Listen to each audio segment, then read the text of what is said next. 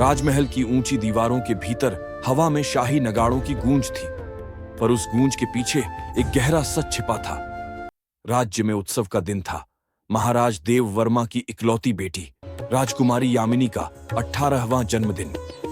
चारों ओर संगीत, फूलों की खुशबू और नाचते दिए थे, लेकिन उस शोर के बीच यामिनी की आंखों में एक अजीब सा सन्नाटा था।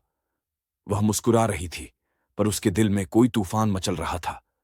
रात के आखिरी पहर, जब सब थक कर सो गए, यामिनी अपने कमरे की बालकनी से चांद को देख रही थी। दूर गांव के खेतों में झिलमिलाती रोशनी दिखाई दे रही थी। वही खेत जहां से उसकी जिंदगी का सबसे बड़ा राज शुरू हुआ था। कुछ महीने पहले की बात थी। राजकुमारी महल से बाहर घूमने निकली थी, लेकिन रास्ते में अचानक तेज बारिश शुरू हो गई। उसका रथ कीचड़ में फंस गया। रथवान और सैनिक उसे निकालने में असमर्थ थे। तभी एक युवक आया।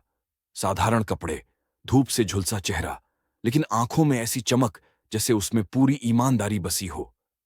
उसने बिना कुछ कहे रथ का पहिया मिट्टी से निकाला और धीरे से बोला, अब चलाइए राजकुमारी, रास्ता साफ है। यामिनी ने पहली बार किसी आम आदमी को इतने आदर से बोलते देखा था। उस किसान का नाम था अर्जुन। वो दिन यामिनी के मन में किसी चिंगारी की तरह जल उठा। अगले ही दिन वो फिर उसी रास्ते निकली और इत्तेफाक से अर्जुन वहीं मिला। उसने नमस्ते किया। यामिनी ने मुस्कुराकर जवाब दिया। धीरे धीरे ये मुस्कानें बातचीत में बदल गईं और बातचीतें अपनापन बन गईं। यामिनी को अर्जुन की सादगी, उसकी मेहनत और सच्चाई भाने लगी। महल की राजनीति, छल और दिखावे के बीच वो एक ऐसा इंसान था जो बिना किसी स्वार्थ के मुस्कुराता था। दिन बीतते गए। यामिनी अब अक्सर बहाने से खेतों तक जाती। कभी किसान की मां के साथ दूध पीती, कभी फसलों के बीच खड़ी होकर हवा का आनंद लेती। दोनों के बीच एक गहरी दोस्ती बन गई। फिर वो दोस्ती धीरे धीरे प्रेम में बदल गई। अर्जुन ने कभी सीमा नहीं लांघी, लेकिन उसकी आंखों में वो भाव था जो शब्दों से ज्यादा सच्चा था। फिर एक दिन महल में किसी को राजकुमारी की इन मुलाकातों का पता चला। मंत्री रघुनाथ, जो सदैव सिंहासन पर कब्जा करना चाहता था, उसने इस रहस्य को हथियार बना लिया। एक रात अर्जुन को चुपचाप उठा लिया गया और महल के तहखाने में कैद कर दिया गया। सुबह जब यामिनी को पता चला, उसने पूरे महल को सिर पर उठा लिया। महाराज से गुहार की, लेकिन रघुनाथ ने चाल चली। उसने झूठी कहानी गढ़ी कि अर्जुन एक षड्यंत्रकारी है जो राजकुमारी को बहकाकर राज्य को नुकसान पहुंचाना चाहता है। महाराज ने गुस्से में आदेश दिया कि अर्जुन को राज्य से निष्कासित कर दिया जाए। यामिनी ने अपने पिता से बहुत विनती की, लेकिन नियम और राजकाज के आगे उसका प्रेम हार गया। अर्जुन को गांव से निकाल दिया गया। जाते जाते उसने बस एक पत्र छोड़ा। राजकुमारी, मैं मिट्टी का हूं, लेकिन आपने मुझे पहली बार एहसास दिलाया कि मिट्टी में भी इज्जत होती है। अगर कभी हवा में बांसुरी की आवाज सुनो तो समझ लेना मैं अब भी जिंदा हूं, बस तुम्हारे पास नहीं। दिन बीतते गए। यामिनी का चेहरा अब भी मुस्कुराता था, लेकिन आंखें खाली लगतीं। किसी को नहीं पता था कि उसके भीतर क्या तूफान चल रहा है। आज वही जन्मदिन था, वही रात, वही चांद।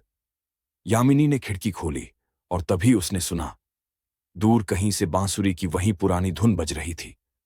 वो धुन जिसे सिर्फ अर्जुन बजाया करता था। उसके शरीर में सिहरन दौड़ गई। क्या वो लौट आया है? क्या ये उसका भ्रम है? वो बेतहाशा महल से बाहर भागी। सिपाही उसके पीछे दौड़े, लेकिन उसने किसी की परवाह नहीं की।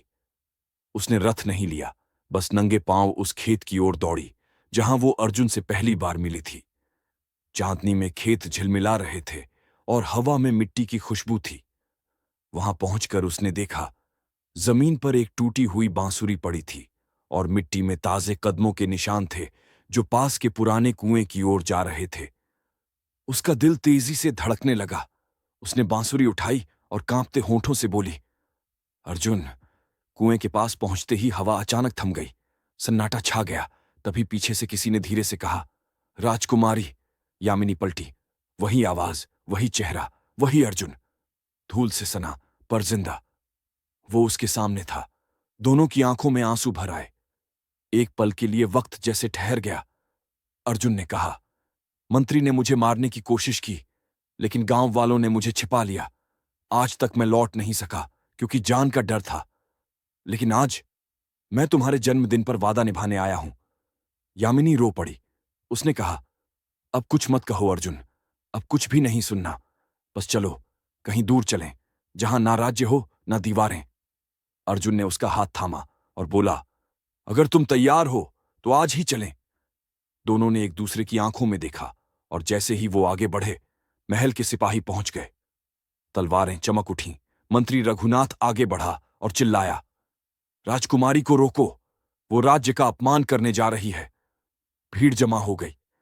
यामिनी आगे बढ़ी और ऊंची आवाज में बोली, राज्य का अपमान वो नहीं जो प्रेम करता है, बल्कि वो जो प्रेम को पाप कहता है। सभी स्तब्ध रह गए। महाराज भी आ चुके थे। उनकी आंखों में क्रोध और दुख दोनों थे। लेकिन जब उन्होंने अपनी बेटी के चेहरे पर वो सच्चा प्रेम देखा तो उनका दिल पिघल गया। महाराज ने तलवार नीचे रखी और कहा, अगर सच्चा प्रेम है तो मैं तुम्हें रोकने वाला कौन होता हूं।